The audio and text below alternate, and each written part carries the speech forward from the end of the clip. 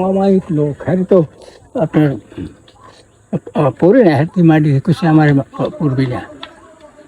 মাটি আমি হ্যাঁ রে হে আর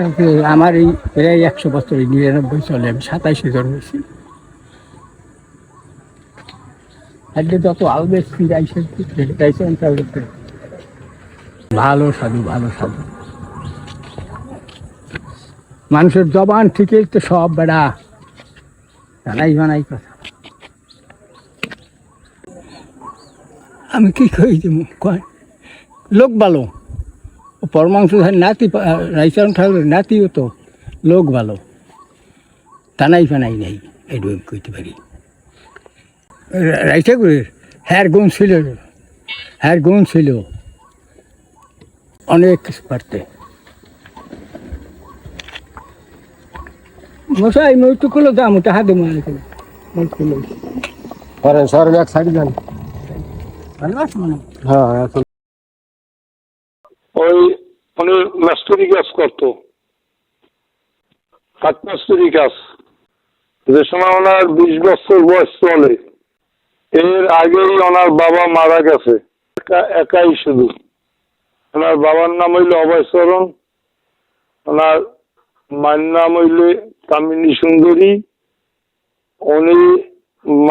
বাবায় মারা যাওয়ার পরে এক লোকের সাথে কাজ করে তাই এই কাজ করার সাথে ত্রিপুরা ময়মনসিংহে রাধানাথ চক্রবর্তী রাধাখাপা ডাক নাম তো নাম আছে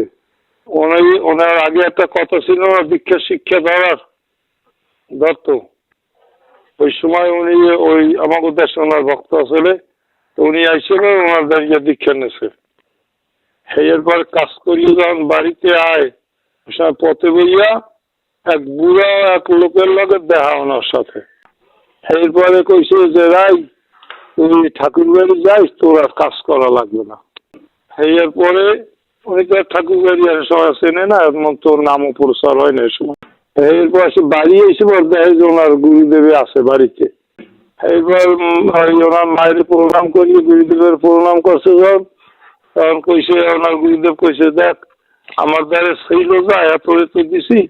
এখন যত সামনে দরকার তুই গুরু স্যারদের দ্বারে যা গুরু স্যার তোর পূরণ করবে আমি যাবো কি আমি তো চিনিও না এবার পরদিন সকালে গিয়ে হাঁটতে এইবার গেছে মায়ের ওই পূর্বের দিকে রওনা করছে রাধাগঞ্জ গেছে এই সময় সন্ধ্যা হয়ে গেছে এই সময় এক বুড়া এক লোক উনি একটু মানে চিন্তাযুক্ত একটু কান্না করতে আছে এখন তো মানুষ যে অল্পের ভিতরে সাবল্য করেছে সে সময় তো অত তাড়াতাড়ি মানুষে বোঝো না ভিতরে ছিল তুমি বাবা কান্নাকাটি করো কেন আমি তো গুরু স্যারদের দ্বারে যাবো হয়তো আমি চিনি না তো সন্দেহ গেছে আমি কোথায় যাবো তখন তাই সব আমি দেখাই দেবো এরপর উনি নিয়ে গেছে পরে পরে তোমার ওই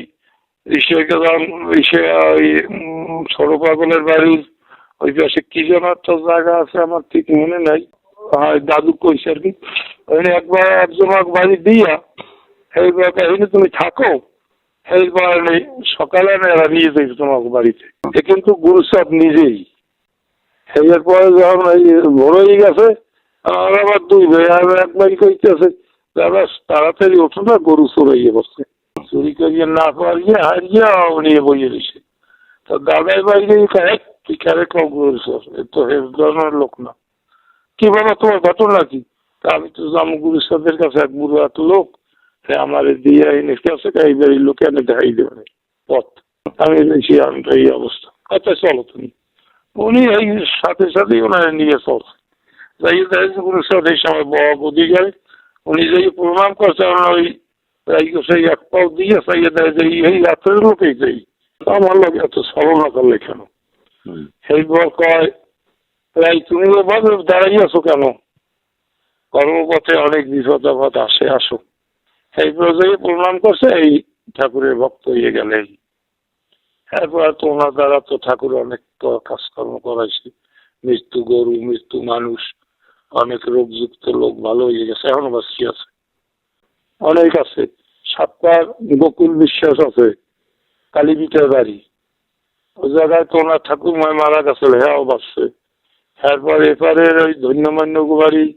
সে জায়গায় এরপর এই সাতপার মধ্যপাড়া গণমন্ডলের বাড়ি সে জায়গায় মরা বাছুর বাঁচছে। এরপর ওই মাঝকান্দি আছে মহাদেববালার বাড়ি গরু মরা বাঁচছে। এরপর নিকুঞ্জবালার নাতি মারা গেছে, হ্যাঁ বাঁচছে। কাজলবালা চন্দ্রবালার বাড়ি হেও বাঁচি আছে এখন পর্যন্ত। এরকম অনেক বহুত অলৌকিক কাণ্ড ঠাকুর দ্বারা দিছে। এই আমি এই বড় ছেলের বড় ছেলে। আর বাবা ও কান্দি পাইতে যাইতে একদিন উনি ঠাকুর বইতে বাড়ি চলে গিয়েছে, একদিনে বাবার চলে গেছে একদিনে। ওই সময়ের লোকগুলা ছিল বাবা অন্য কায়দায়, ওরা তো বায়ু বলে চলাফেরা করছে, বললো না। আমিও তো 7টা দিয়ে একদিন হেঁটে এসি বাড়িতে, হেঁটে খালি আসি না বাবা। একটা ব্যাটের জামা নিয়েছি, ব্যাটের জামা যায় 20 নম্বর দিয়ে করে 7 করে খিচুড়ি ধরে, এই জামাটা নিয়ে আমি হেঁটে এসি বাড়ি একদিনে 7টা দিয়ে। বিজয় ঋষি আসলে 7টায় উনি বানাই গেছে, ওই জামা নিয়ে পান্তা ভাত খাইয়ে একদম হাঁটা দিছি, এককালে 8টার সময় রাত্র 8টায় বাড়ি চলে গিয়েছি। এরকম বাবা অনেক ঘটনা আছে, বহুত বহুত ঘটনা আছে। এরপরে মৃত্যুর পরে অনেক অলৌকিক কাণ্ড আছে। মৃত্যুর পরে মহোৎসব করছে ভারতের গোবরডাঙ্গা বিনোদ গোসাই আশ্রমে। তারপর সাতপার ওই বাজারের উত্তর পূর্ব পাশে সুরেন ঠাকুর করিয়া নামা ছেলে, ওনার সাথে শনিবার দিন 8টা 43 মিনিট 13 সেকেন্ডে শনিবার দিন 8টা হইতে 12টা পর্যন্ত সব বেশি আমার লাগে। অনেক ঘটনা আছে, বৃন্দাবন পর্যন্ত গেছে। বৃন্দাবনের লোক আইসে হারা কইছে যে গোসাই কইছে আমার বাড়িতে যা, যাইয়ে দেখাশোনা করে দেশ ভালো আছে, যা।